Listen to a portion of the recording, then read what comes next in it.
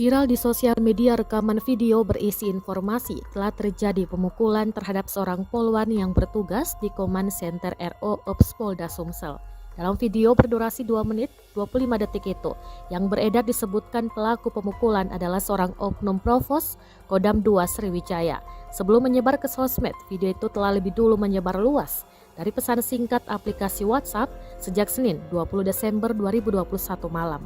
Adapun kronologi kejadian tersebut dalam video yakni terjadi pada Senin 20 Desember 2021 sekitar pukul 6:35 waktu Indonesia Barat ketika Bribtu Ayu sedang melintas di depan Makodam 2 Sriwijaya.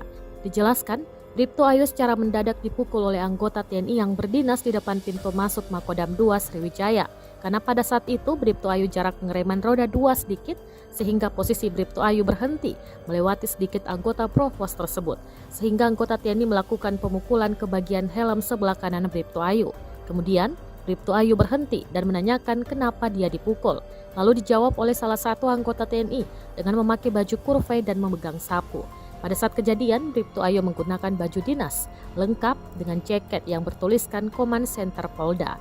Akibat dari kejadian tersebut, Bribtu Ayu pada saat ini mengalami pusing di bagian kepala, telinga sebelah kiri berdengung dan mengalami syok.